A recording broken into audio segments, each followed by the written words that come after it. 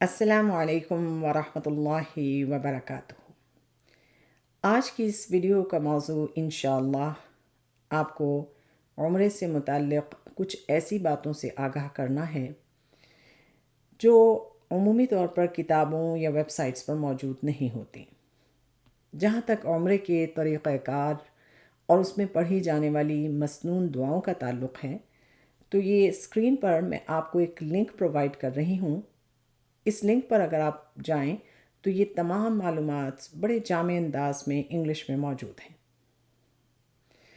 اب آتے ہیں آج کی ویڈیو کے موضوع کی طرف۔ کچھ ایسی باتیں ہیں جن کا آپ نے روانگی سے پہلے خیال رکھنا ہے۔ آپ کے علم میں ہے کہ کووڈ سے متعلق حرمین شریفین میں جو پابندیاں تھیں وہ اٹھا لی گئی ہیں۔ پہلے کی طرح روضہ رسول صلی اللہ علیہ وسلم پر خواتین کی حاضری معین اوقات میں ہوتی ہے۔ البتہ ریاض الجنہ، وہ حصہ جو کہ روضہ رسول صلی اللہ علیہ وسلم سے ملا ہوا ہے اور وہاں پر نفل پڑھے جاتے ہیں، اس حصے میں حاضری کے لیے آپ کو اپوائنٹمنٹ بنانی ہوگی۔ ہر شخص مرد یا عورت کو 30 دن میں ایک مرتبہ ریاض الجنہ کی حاضری مل سکتی ہے، لیکن ہر ایک کو علیحدہ اپنے لیے اپوائنٹمنٹ بنانا ہوگی۔ تو اس کے لیے روانگی سے بہت پہلے آپ اپنے فونز پر 2 ایپس ڈاؤن لوڈ کریں جو آپ کو اس وقت اسکرین پر نظر آ رہی ہیں۔ ایک ہے توکلنا اور دوسرے ہے نسک۔ چاہے آپ 2 لوگ سفر کر رہے ہوں، 3 یا پورا گروپ ہو، ہر ایک کو علیحدہ اپنے فون پر یہ ایپس ڈاؤن لوڈ کرنی ہے اور اپنی اپوائنٹمنٹ علیحدہ بنانی ہے۔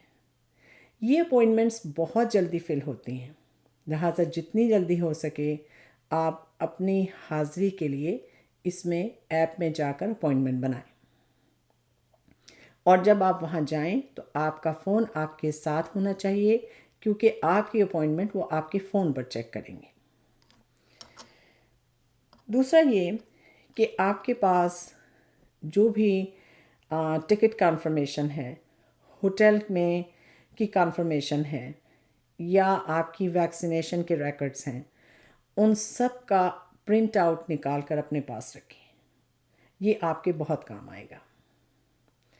تیسرا، جانے سے پہلے اگر آپ فلو شاٹس لگوا لیں تو آپ کے لیے بہت اچھا ہے، اور اپنے ساتھ کچھ دوائیاں جو اوور دا کاؤنٹر ہوتی ہیں کہ اگر گلا خراب ہو جائے یا اس طرح کی کوئی چھوٹی موٹی پرابلمز ہو جائیں تو آپ کے پاس یہ دوائیاں ہونی چاہیے۔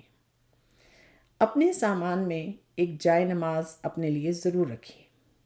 حرم شریف میں جو کارپیٹس ہیں وہ بہت اچھے ہیں، آرام دہ ہیں اور بہت فریکوینٹلی ڈرائی کلین کروائے جاتے ہیں، لیکن احتیاط اس میں ہے کہ آپ جب بھی جائیں تو اپنی جائے نماز ڈال کر اس پر آپ نماز پڑھیں تو آپ کے لیے بہتر ہے۔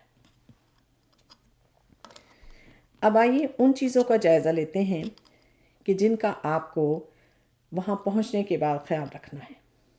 نمبر 1، حرمین شریفین میں جو سیکیورٹی گارڈز ہیں ان کو ہم سیکیورٹی گارڈز اس لیے کہتے ہیں کہ وہ ہماری سیکیورٹی کے لیے متعین ہیں۔ ان کا کام ہماری سیکیورٹی کا خیال رکھنا ہے، اس لیے ان کی انسٹرکشنز کو آپ فالو کریں۔ خاص طور پر ہر نماز کے بعد جب نمازی نکلتے ہیں تو ہجوم بہت زیادہ ہوتا ہے۔ ذہن میں رکھیے کہ اس ہجوم کو سب سے بڑا خطرہ خود اپنے آپ سے ہے، لوگ سفوکیٹ ہو سکتے ہیں۔ اسی لیے سیکیورٹی گارڈز جگہ جگہ بیریئرز لگاتے ہیں تاکہ لوگوں کا جو ٹریفک کا فلو ہے اس وقت اس کو کنٹرول کریں۔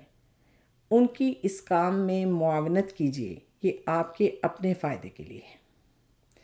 آپ کے پاس 2 آپشنز ہیں، یا تو یہ کہ آپ نماز کے بعد 10 منٹ رک جائیے تو یہ ہجوم بالکل ختم ہو جائے گا، اور دوسرے یہ کہ آپ کو نماز کے بعد جس سے بھی ملنا ہے، مردوں کو اگر آپ نے کوئی میٹنگ پوائنٹ بتایا ہوا ہے وہ میٹنگ پوائنٹ حرم شریف کے باہر ہونا چاہیے، اندر نہیں۔ تاکہ بیریئرز لگنے سے آپ کو کوئی پرابلم نہ ہو۔ حرم شریف میں کوئی ایسی چیز پھینک کر نہ آئیں جس کو ہم کوڑا کرکٹ کہتے ہیں۔ استعمال شدہ نیپکنز، خالی کپس، خالی لفافے، وہاں جگہ جگہ ٹریش کینز موجود ہیں، ان میں یہ کوڑا کرکٹ آپ پھینکیے۔ صفوں کو مکمل اور سیدھا رکھیے۔ یہ حکم مردوں کے لیے بھی ہے اور عورتوں کے لیے بھی ہے۔ جب خواتین نماز والے حصے میں داخل ہوتی ہیں تو فیمیل سیکیورٹی گارڈز ان کو بار بار کہہ رہی ہوتی ہیں کہ چلتی چلی جائیں اور سب سے آگے جو صف نامکمل ہے اس کو مکمل کیجیے۔ لیکن ہماری خواتین نماز والے حصے میں داخل ہوتے ساتھ ہی شروع کی 2-3 صفوں میں بیٹھ جاتی ہیں۔ اس کا نتیجہ یہ ہوتا ہے کہ جب جماعت کھڑی ہوتی ہے تو سیکیورٹی گارڈز کو اس وقت عورتوں کو بار بار کہنا پڑتا ہے کہ اب اگلی صفوں میں جائیں، کیونکہ درمیان والا حصہ عورتوں کی نماز کے علاقے میں خالی پڑا ہوتا ہے۔ تو اس چیز کو مد نظر رکھیے۔ اگر آپ کسی گروپ کے ساتھ ہیں، 2 لوگ ہیں، 3 ہیں، 4 ہیں یا 5 خواتین ہیں، اور آپ کو نماز کے لیے اپنے گروپ کی خواتین کو چھوڑ کے آگے جانا پڑتا ہے تاکہ صف کو مکمل کر سکیں، تو ضرور کیجیے۔ بعض اوقات ہماری خواتین اپنے گروپ میں ہی رہنا چاہتی ہیں، چاہے اگلی صف جو ہے وہ خالی ہو، تو ہم پر صفوں کو مکمل کرنے اور سیدھا کرنے کا حکم ہے، اپنے گروپ کے ساتھ رہنے کا حکم نہیں ہے۔ ایک چیز جو ہماری ساؤتھ ایشین خواتین میں بہت کامن ہے وہ یہ ہے کہ خواہ کتنے ہی خوشحال کیوں نہ ہوں، جب حرم شریف کے اندر جاتے ہیں تو اپنے جوتے ہلکے پھلکے گروسری بیگز جو پلاسٹک کے بنے ہوتے ہیں ان میں ڈالتے ہیں۔ یہ بیگز کوئی اتنی اچھی کوالٹی کے نہیں ہوتے۔ اب ہوتا یہ ہے کہ جب وہ تھیلا حرم شریف میں رکھا جاتا ہے تو آدھے جوتے باہر اور آدھے تھیلے کے اندر ہوتے ہیں۔ بعض اوقات یہ تھیلا پھٹ جاتا ہے اور تمام جوتے باہر نکل آتے ہیں۔ اس معاملے میں انڈونیشین خواتین کا طرز عمل دیکھیے۔ ان میں سے ہر ایک نے اپنے پاس ایک بیگ رکھا ہوتا ہے جس میں زپر بھی ہوتا ہے۔ وہ اتنا بڑا بیگ ہوتا ہے کہ جس کے اندر جوتے پورے آ جاتے ہیں۔ تو آپ کوئی بھی بیگ لے لیجئے، یہ ایسے بیگ دنیا کے ہر حصے میں ملتے ہیں۔ پیراشوٹ کے بنے ہوتے ہیں، کاٹن کے بنے ہوتے ہیں، ان میں ایک زپر ہوتا ہے، اس کے اندر آپ کے جوتے فٹ آ جائیں اور یہ آپ اپنے ساتھ لے کر جائیے تاکہ حرم شریف کے ادب میں فرق نہ آئے۔ اپنی خریداری کا سامان کبھی حرم شریف کے اندر لے کر مت جائیے، اس کو ہوٹل میں چھوڑیں اور حرم شریف میں آپ صرف اپنا وہ سامان لے کے جائیں جو عبادت کے دوران آپ کو ضرورت ہے۔ تصاویر اور ویڈیوز۔ گزشتہ کچھ سالوں سے اس کا رواج اتنا زیادہ ہو گیا ہے کہ بعض اوقات ایسے لوگ بھی نظر آئے ہیں جو عمرے کے دوران، یعنی خاص طور پر طواف کے دوران، اس شد و مت کے ساتھ ویڈیو بنا رہے ہوتے ہیں گویا کہ وہ عمرے کے لیے نہیں بلکہ ڈاکیومنٹری بنانے کے لیے آئے ہیں۔ عمرے کا مقصد عبادت ہے، اللہ رب العزت کا قرب حاصل کرنا، دعائیں کرنا ہے۔ اس کام میں مصروف ہو جائیے اور ویڈیوز پر توجہ مت دیجیے۔ جہاں تک تصاویر کا تعلق ہے، اگر آپ کو یادگار ایک رکھنی ہے تو کوئی 1-2 تصاویر کھنچوا لیجیے۔ خاص طور پہ دیکھا یہ گیا ہے کہ لوگ ایک خاص پوز میں تصاویر کھنچواتے ہیں جو کہ آپ کو اس وقت اسکرین پر نظر آ رہا ہے، اور اس میں بھی اصرار یہ ہوتا ہے کہ لائٹنگ بہت اچھی ہو تاکہ چہرے پر نور کے اثرات نظر آ سکیں۔ تو میری سب سننے والوں سے گزارش ہے کہ ان چیزوں سے بچیں اور عبادت کی طرف توجہ دیں۔ امت مسلمہ کے لیے ضرور دعائیں کیجیے۔ اس کے ساتھ وہ تمام لوگ جو حرمین شریفین میں کسی بھی خدمت سے وابستہ ہیں ان کے لیے دعا کیجیے۔ سعودی عرب کے لیے دعا کیجیے کہ اللہ تعالیٰ اس مقدس زمین کو غیروں کے تسلط اور غیروں کے طور طریقوں سے پاک رکھیں۔ عمرے کا وقت صدقہ خیرات کا بھی ایک بہترین وقت ہے۔ حرمین شریفین میں لوگ عبادت میں مصروف ہوتے ہیں اور بہت لمبا وقت وہاں گزارتے ہیں، تو جب بھی آپ جائیں اگر ممکن ہو تو اپنے ساتھ کوئی ایسی کھانے کی چیز لے جائیں، کھجور، ڈرائی نٹس وغیرہ، کہ جو آپ وہاں پہ جو خواتین دیگر موجود ہیں ان کو بھی دے سکیں۔ یہ ایک بہت اچھا صدقہ ہوگا۔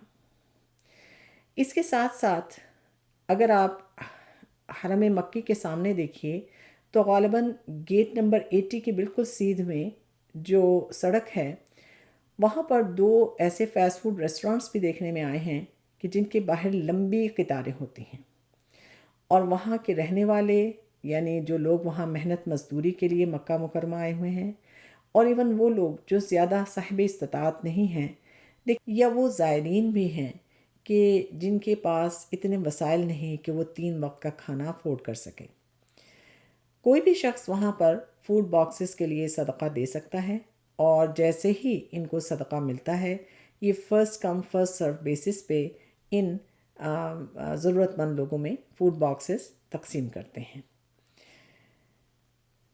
حرم شریف کے باہر آپ کو بہت سارے کبوتر نظر آئیں گے، اور وہاں پر خواتین ان کبوتروں کا دانہ بیچ رہی ہیں۔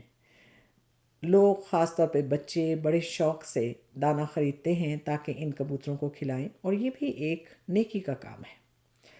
البتہ یہ دانہ اتنی تعداد میں پھینکا جاتا ہے کہ زمین پہ پڑا ہوا ملتا ہے۔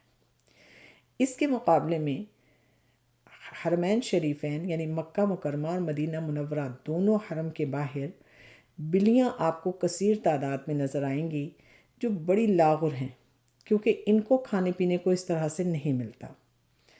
اگر آپ عربوں کے طریقے کا پکا ہوا چکن لے سکیں کیونکہ اس میں سپائسز نہیں ہوتے، اور اس کو شریڈ کر کے کسی بول میں ڈال لیں، اسی طرح ایک بول میں پانی ڈال لیں اور ان کے لیے رکھیں، تو یہ کھائیں گی شوق سے۔ ان میں سے اکثر پتہ چلتا ہے کہ بہت زیادہ بھوکی ہیں۔ اپنے بچوں کو اس چیز کی تربیت دیں کہ وہ جانوروں سے محبت کریں اور ان کا خیال رکھیں، اور ان کو تنگ نہ کریں، ان کو مارے نہیں۔ ایسا بھی دیکھنے میں آیا ہے کہ چھوٹے بچے سٹک لے کر باقاعدہ بلی کو یا جانور کو مار رہے ہوتے ہیں، کیونکہ ان کے نزدیک یہ ایک مشغلہ ہے کہ جس میں کوئی حرج نہیں۔ تو اس کے لیے گھر سے تربیت ہونا بہت ضروری ہے۔